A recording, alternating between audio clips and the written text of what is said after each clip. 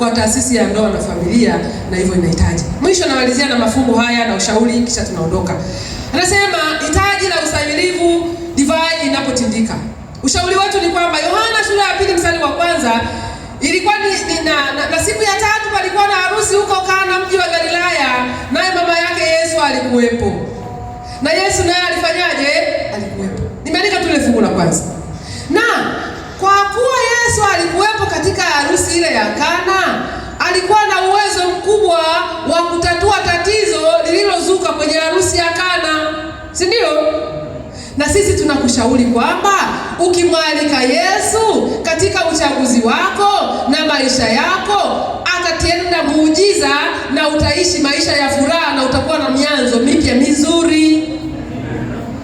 Na neno la Mungu linasema katika ile harusi alialikwa, hakwenda tu kuhudhuria, alialikwa. Hebu tumwalike Yesu katika maisha yetu, tuwe na mwanzo mzuri. Mwokozi wetu hawezi kuingia katika maisha yako usipomwalika. Mwisho, naomba nikugusie kanuni za kibiblia za uwekezaji kihisia ambazo zitakulinda, kisha tutasimama kuomba. Jambo la kwanza, linda moyo wako zaidi ya yote. Mithali 4:23 anasema linda moyo wako kuliko vyote ufanyeje? Uvilindavyo. Shetani kama simba anamtafuta mtu ili ammeze na anaunguruma. Jitathmini mara kwa mara ili kuhakikisha kuwa uwekezaji wako kihisia unaendana na mapenzi ya Mungu. Sio hisia za mpito tu au ushawishi. Je, uwekezaji wako huo unaendana na mapenzi ya Mungu? Umeomba kabla ya kumpata, umempata ndio ukamwombea? Uwekezaji wako unalindwa na kuongozwa na nani? Jambo la pili, samehe kwa uhuru. Ulishalivuruga, ulishalivurunda katika historia ya maisha yako, hebu jisamehe na kusamehe na utembee katika neema na upya wa uzima. Habari ya kukaa kila siku unageuka hata hivyo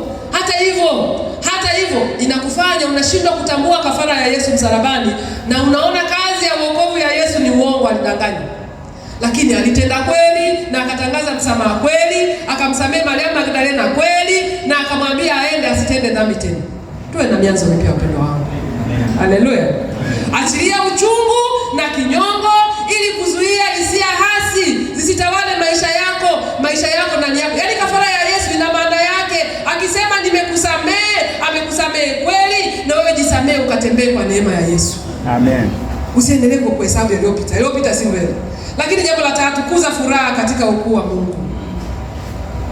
Wekeza kwa makusudi katika mtazamo wa shukrani. Zaburi ya 118 mstari wa 24 nasema inakusaidia kudhibiti hisia zako wakati wa nyakati ngumu.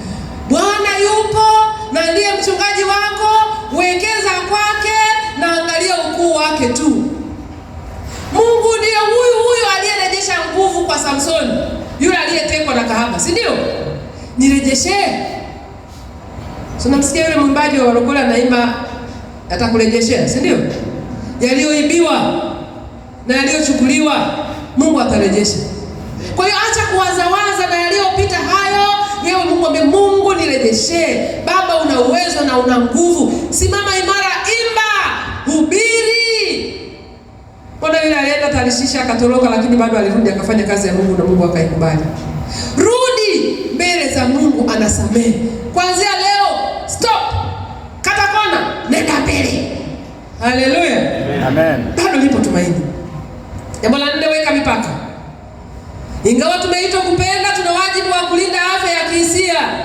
Yesu mara nyingi alijitenga peke yake akaomba alipohitaji nguvu za Mungu. Punguza muda unaotumia na vyanzo vinavyokuchosha hisia. Piga picha umesafiri kwenye basi naongelea nyimbo za mapenzi. Kama uliwahi kuwa na mpenzi, si unaona unamkumbuka Punguza mazingira yatakao kuamshia hisia za kimapenzi na kuwepo mara kwa mara. Weka mipaka. Mwambie rafiki yako weka mipaka.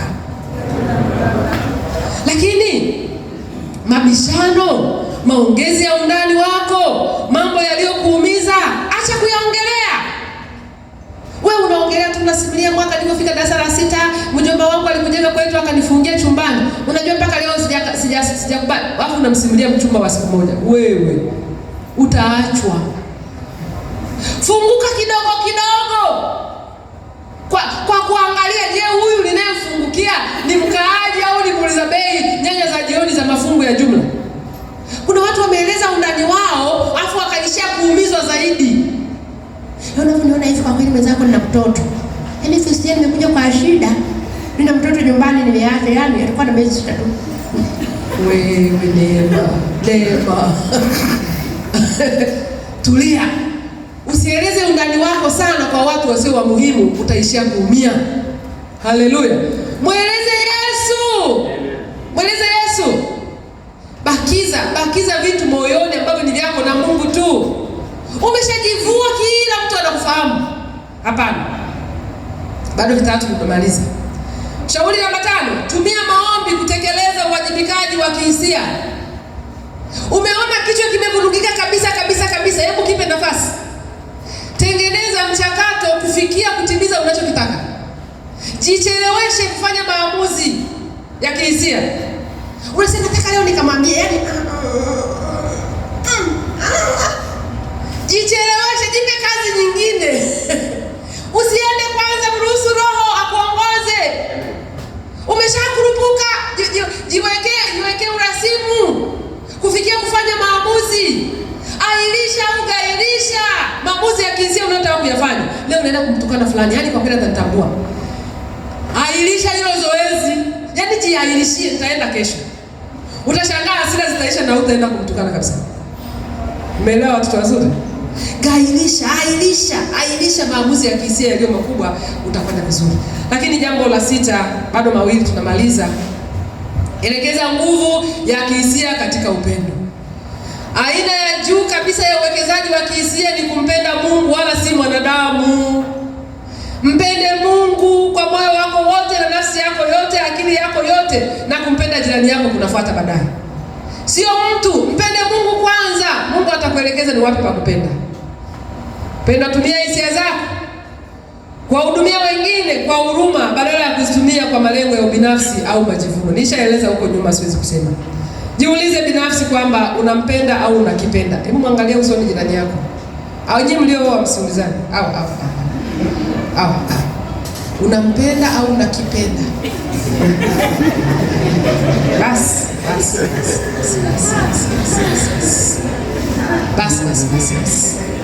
Tawala hisia zako, usitawaliwe na zenyewe. Lakini nakukumbusha, upotoshwa. Jamini, hisia si dhambi kwa asili, lakini Yesu pia alizipitia. Lakini mara nyingi hisia zinapotoshwa na dhambi na zinakulengea katika shida. Kuwa makini. Unapopitia hisia kali kama uchungu, hasira, simama na uombe ili kuhakikisha mwitikio wako uweze kuwa chanya. Na namba 8 la mwisho, wekeza katika mambo ya milele, sio ya muda. Amen. Haleluya. Amina. Yesu alifundisha kwa maana hazina yako ilipo, ndipo na moyo wako ulipo. Uwekezaji wa kihisia unapaswa kuelekezwa kwenye mambo ya mbinguni au ya milele, si tamaa za muda. Nikwambie, kitendo cha zinaa kwa dakika chache utakayotumia zitakugharimu maisha yako yote na utajuta. Lakini geuza mwelekeo kutoka wasiwasi wa sasa na uelekeze kwenye malengo ya muda mrefu ya kiroho ambayo utampa Mungu nafasi ya kwanza. Lipo tumaini. Sema amina. Lipo tumaini. Mangapi jioni ya leo wanasema Mungu, nisaidie kabisa haya yote ambayo yamefundishwa hapa nikayaishi kwa neema yako. Mungu akubariki. Mungu akubariki sana. Simama tunapoenda kuomba sasa. Tunapoenda kuomba sasa.